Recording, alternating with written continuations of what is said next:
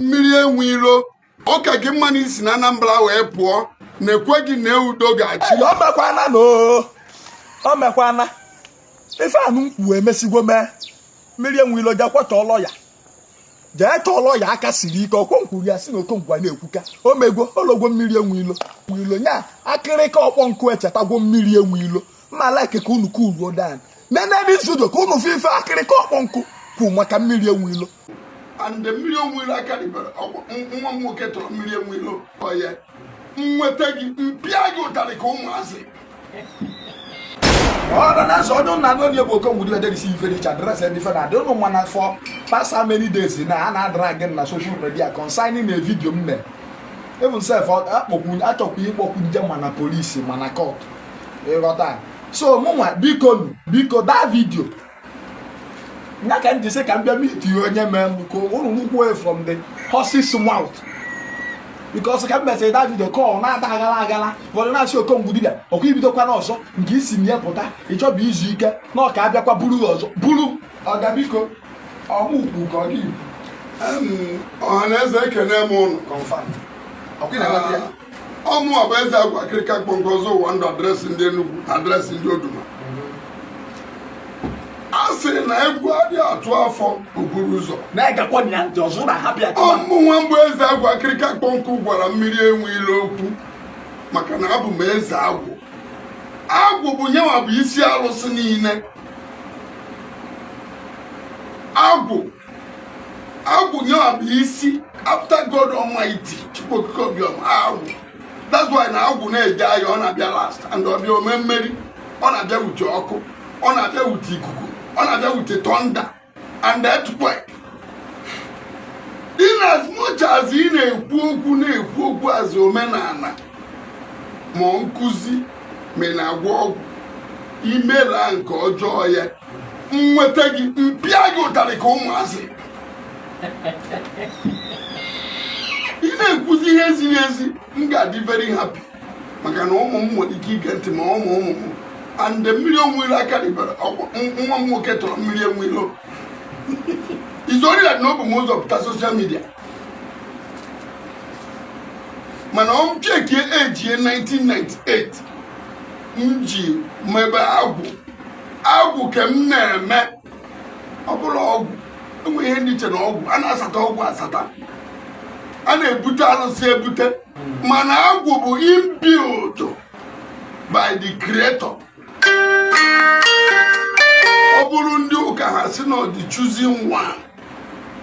That's why na ndị na-ebute arụsị na be anyị ha afụ m ha kpọọ m agwụ nọ o nwere ihe mgbecha ya jụọ m azụ okenye na dị ọrụ na mmadụ and as my spirit experience and as the choosing agwụ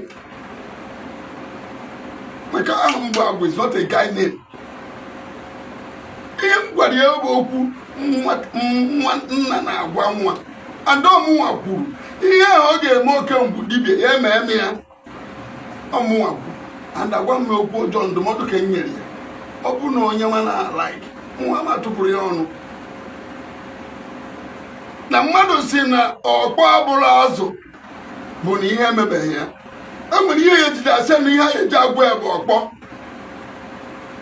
na ọ bụghị azụ ị ka na-aga were ọ gbajue dọrọ agwa gị na ọkpọ ahụ bụ ihe niile to cure you iwe ma na ọkpọ bụ azụ na mmadụ si na ogbenye adịrọ mkpa achọbara igwe ini bụ ụmụ ogbenye bụrụ big man ga-abịa gwere gị ini. So onye ọbụla dị mkpa ma ị nwere ego ma ị bụ ogbenye ịdị mkpa in as much as na enwe ihe nọ gị n'ụbụrụ ndị mma maka na onye nwe ego taa ga-enwe ego echi ma chikwukwe na ọnwa egbu uche eji chụọ aja emecha ọ ga-epu ome and na mmadụ nwere ike inwe ego taa echi ọ bụrụ ogbenye. You don't post on the wall. Ụfọdụ si na m bụ content creator. Yes, abụ m a content creator because Chukwu Okike Obiọma bụ a content ka o create this world. If you don't know, I wouldn't know the meaning of English. Create your content. Yes. So it's a content creator, but let your content be clean and clear and rare, not fake. Not fake content creator, but a rare. eghọtago. So azụ okenye m bụ okenye adị anọ n'ụlọ ewu amụ anụ ọgbụrị. That's m na-ekwu na-atụrụ gị ilu maka na mmadụ si na okenye abaghị uru. Baba ekpere ka irue that age. Nke irue that age iwe ma na Chukwu fụrụ gị n'anya and onye eziokwu bụ ndụ. Ihe ọ bụla ị na-eme monitor ihe ị na-ekwu before ị na-epost. Okwu ọ bụla ị ga-ekwu oduhie ndị mmadụ ị na n'iyi ihe akwụkwọ ụgwọ ya ahụ. And mgbe ihe akwụkwọ ụgwọ ya bụ sọsọ gị nwa na ya creator ga-anọ na that room ekwụkwọ ụgwọ ya. Ndị a na-asị gị ride on, ride on, ride on, they will not be there. Ha ma nọkwa there. So ihe m na-ekwu bụ echi ipost kwe ihe ọzọ ga-etinye ndị mmadụ n'iyi, ngeme ndị mmadụ naanị iyi or mistake ya wụ omenala. Nwanne be careful maka nwetakwa gị mma apịa gị ka ụmụazị. Amchọkwa mma ịma ma iji ego onye ọbụla ji ego onwe onye na-eyi uzu sasa mana ego gị ahụ ka iji ka ịpat okereti na-arụ ndị mmadụ ndị na-etote gị na-eso gị n'azụ. Maka na ndị anyị ka jide ego taa mpere mpe mgbe ha ya bịa aka gị nwere ego.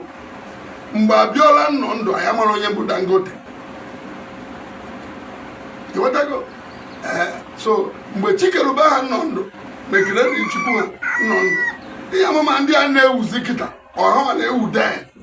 So the highest thing ihe enwe n'ụwa bụ ọbụla Chukwu gị n'anya nye gị ogologo ndụ. And Chukwu gị n'anya nye gị ogologo ndụ bụ ị na-ekwu eziokwu. Enwere ihe ị ga-ekwu ị mara na okwu adịrọ mma to the society. Imekwu atọ ekwukwe m ọzọ maka na akwụkwọ nsọ sịkwa na ọnwụ na ndụ dị mmadụ niile. So ị na-ekwu okwu na-atọ okwu azọ. So mgbe na-agwa ụnụ na ọmụma kwuru okwu eze agwa akịrịka kpọnkụ ọzọ ụwa ndụ adresị ndị Odume na adresị ndị Enugu steeti. Aha peji m bụ the Lord Spiritual Temple wee si na Chukwu okike Obiọma onye kere nnukwu ha na ke mmiri na ndị enu na ndị ana na ndị mbụ na ndị egere na ụmụ agwụ ga-agozi mụ na gị na ụmụ anyị na Eke na Orie na Afọ na Nkwọ ise. Thank you and bye for now.